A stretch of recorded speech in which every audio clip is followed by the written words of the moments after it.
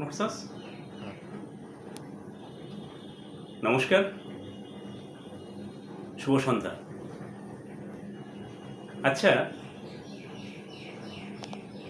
আমরা অনেকেই ছোটবেলা কোনো অসুখ হলে সাধারণত ঘরে বানানো আয়ুর্বেদিক ওষুধ খেতাম, যেমন চিরতার রস, কালো মেঘ, বাসক পাতা ইত্যাদি। ওইসব রসগুলো তেতো হতো, কিন্তু শরীরের পক্ষে ভীষণ উপকারী ছিল, তাই এখনো মনে আছে ওইগুলোর স্বাদ।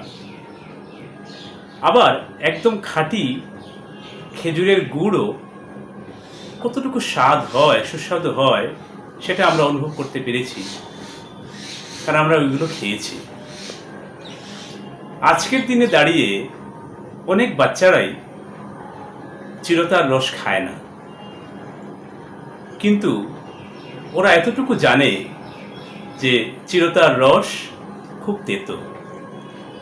কিন্তু এটা মুখে নিলে কি উপলব্ধি হয়, বা তার সাথে নিম, করলা ইত্যাদি তেতো জিনিসের, তেতো খাবারের কতটা পার্থক্য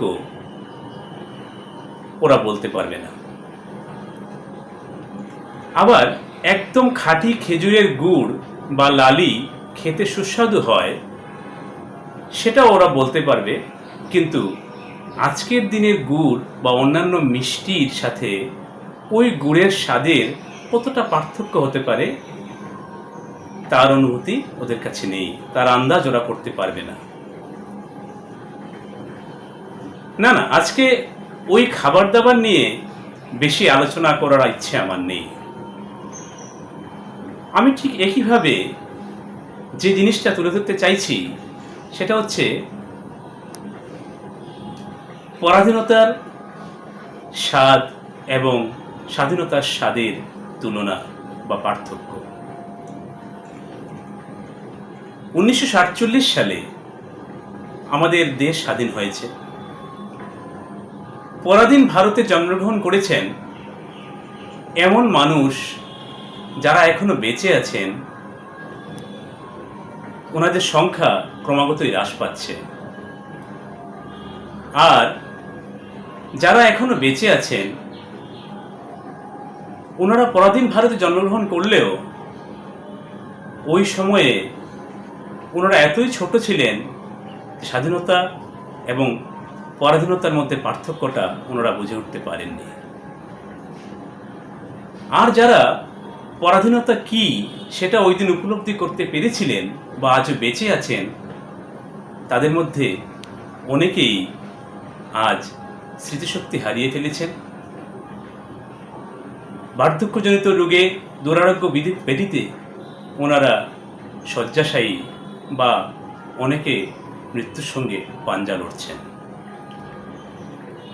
আমরা অনেক ভাগ্যবান যে আমরা পরাধীন ভারতে থাকা ওইসব ব্যক্তিত্বের সাথে কথা বলতে পেরেছি।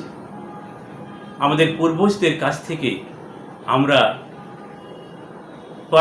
পরাধীন ভারতের মানুষের দুঃখ কষ্ট সম্বন্ধে জানতে পেরেছি, এবং ওনাদের কথা শুনে, ওনাদের দিকে তাকিয়ে, ওনাদের চেহারা, ওই গল্প বলার সময় ওই চেহারাগুলো দেখে আমরা ওই দুঃখটা অনুভব করতে পেরেছি। আর স্বাধীন হওয়ার পর ওনাদের যে আনন্দটুকু হয়েছিল সেটাও আমরা অনুভব করতে পেরেছি। কিন্তু আজ যারা জন্ম নিচ্ছে, আজকে যারা শৈশবে আছে, তারা কি বুঝতে পারবে স্বাধীনতা আর পরাধীনতার তফাৎ? নিজেদের প্রাণ বিসর্জন দিয়ে, জীবনের সুখ স্বাচ্ছন্দ্য বিসর্জন দিয়ে যারা আমাদেরকে স্বাধীনতা দিয়ে গেছেন, আমরা কি দায়িত্ব নিয়ে বিনা পরিশ্রমে পাওয়া সেই স্বাধীনতার মূল্যায়ন করতে পেরেছি? আমাদের উত্তরসূরিদের বোঝাতে পেরেছি যে শুধুমাত্র স্বাধীনতা সংগ্রামীদের ছবিতে মাল্যদান করলেই ওনাদের প্রতি শ্রদ্ধা জানানো সম্ভব নয়? দায়িত্ব নিয়ে পরবর্তী প্রজন্মকে স্বাধীনতার নিশ্চয়তা দিতে পেরেছি? আমরা সেটা পারিনি। যদি আমরা আজও সেটা করতে পারি, যদি ভবিষ্যৎ প্রজন্মকে একটা স্বাধীন ভারত, স্বাধীনতার সুখ উপহার দিতে পারি, তবে সেটাই হবে বীর স্বাধীনতা সংগ্রামীদের প্রতি আমাদের সত্যিকারের শ্রদ্ধাঞ্জলি। আমরা কি ওদের বোঝাতে পেরেছি স্বাধীনতার মানে কি?